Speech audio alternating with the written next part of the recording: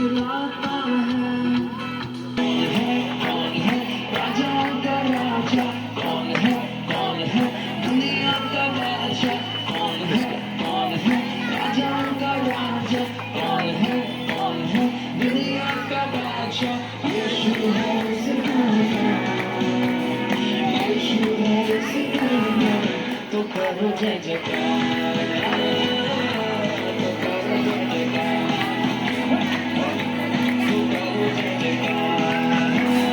मसीह का राज आया है, तारों ने बतलाया है। मसीह का राज आया है, तारों ने बतलाया है। क्या मसीहा आया है, जग में खुशियाँ लाया है। सारे जहां में आज ये पैगाम आया है। मसीहा आया है, जग में खुशियाँ लाया है। सारे जहां में आज ये पैगाम आया है।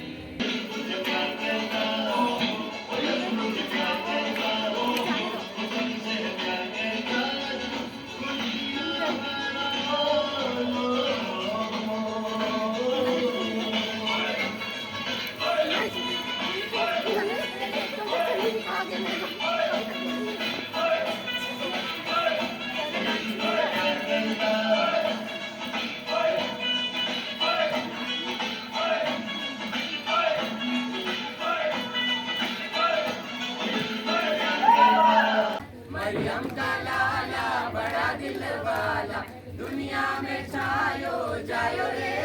मोरे यीशु राजा, दुनिया में छायो जायो रे। मोरे यीशु राजा।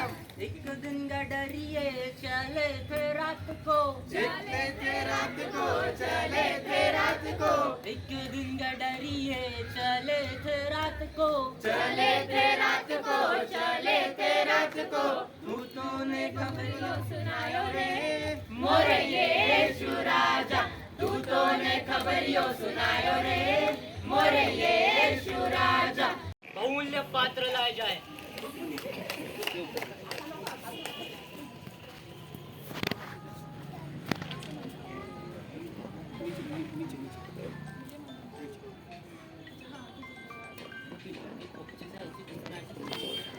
वेदांत मधु पीकर सोने, चांदी, पीतल, लोहे, काठ और पत्थर के देवताओं की स्तुति कर ही रहे थे कि उसी घड़ी मनुष्य के हाथ की सी कई उंगलियां निकलकर दीवट के सामने राजमंदिर की दीवार के चूने पर कुछ लिखने लगी और हाथ का जो भाग लिख रहा था वह राजा को दिखाई पड़ा। उसे देखकर राजा भयभीत हो गया और वह मन ही मन घबरा गया और उसकी कमर के जोड़ ढीले पड़ गए और कांपते कांपते उसके घुटने एक दूसरे से टकराने लगे। तब राजा ने ऊंचे शब्द से पुकारकर तंत्रियों, कसदियों और अन्य भावी बताने वालों को हाजिर करवाने की आज्ञा दी। जाओ, जाकर मेरे सारे ज्योतिषियों को बुला लाओ। मुझे यहाँ पर मेरा हर एक विद्वान उपस्थित चाहिए। तब राजा के सब पंडित लोग भीतर आए।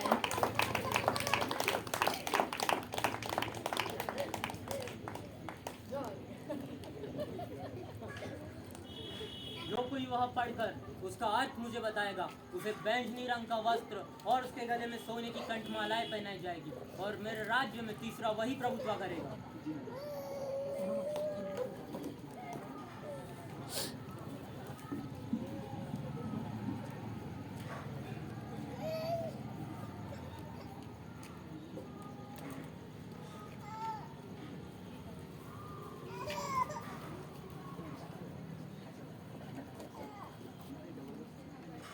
परंतु उस लिखे हुए को न पढ़ सके और न राजा को उसका अर्थ समझा सके।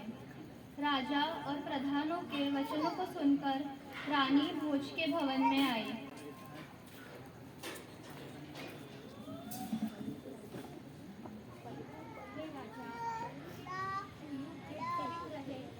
अपने मन में ना घबरा और ना उदास हो। तेरे राज्य में दानियल नामक एक पुरुष है, जिसका नाम तेरे पिता ने बेलशस्सर रखा था। उस राजा के दिनों में उसकी प्रकाश, प्रवीणता और ईश्वर की तुल्य बुद्धि पाई गई। उसमें अनंत बताने और पहेलियां खोलने और संदेह दूर करने की शक्ति पाई गई। इसलिए दानियल बुलाया जाए और वही इसका अर्थ बताएगा। तब दानियल राजा के सामने भीतर बुलाया गया। क्या तू वही दानियल है जो मेरे पिता राजा नबूकदनेस्सर राजा द्वारा यहूदी देश से लाए यहूदी बंधुओं में से है? जी राजा। मैंने तेरे विषय में सुना है, ईश्वर की आत्मा तुझ में रहती है। देख, अभी तंत्री और पंडित लोग मेरे सामने इसलिए लाए गए थे कि यह लिखा हुआ पढ़कर उसका अर्थ मुझे बता सके, परंतु वे उस बात का अर्थ मुझे ना समझा सके। परंतु मैंने तेरे विषय में सुना है, दानियल भेद खोल सकता और संदेह दूर कर सकता है। अब यदि तू इस लिखे हुए को पढ़कर उसका अर्थ मुझे समझाएगा तो तुझे बैंगनी रंग का वस्त्र, तेरे गले में सोने की कंठमालाएं पहनाई जाएगी और राज्य में तीसरा तू ही प्रभुत्व करेगा। अपने दान अपने ही पास रख, और जो बदला तू देना चाहता है वह किसी और को दे। वह लिखी हुई बात मैं राजा को पढ़ सुनाऊंगा और उसका अर्थ भी तुझे समझाऊंगा। हे राजा, परम प्रधान परमेश्वर ने तेरे पिता नबूकदनेस्सर को राज्य, बड़ाई, प्रतिष्ठा और प्रताप दिया था, और उस बड़ाई के कारण जो उसने उसको दी, देश देश और जाति जाति के लोग उसके सामने कांपते और थरथराते थे। परंतु जब उसका मन फूल उठा और उसकी आत्मा कठोर हो गई, यहाँ तक कि वह अभिमान करने लगा, तब राज सिंहासन पर से उतारा गया और उसकी प्रतिष्ठा भंग की गई।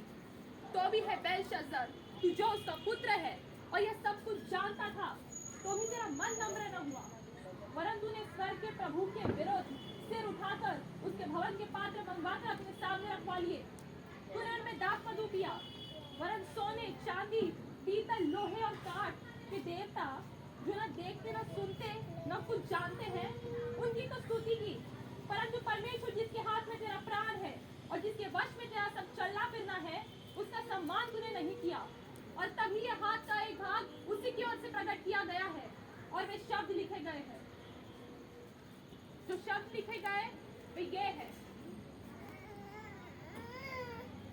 मने मने तकेल और उपरसिल। मने अर्थात परमेश्वर ने तेरे राज्य के दिन गिनकर उसका अंत कर दिया है।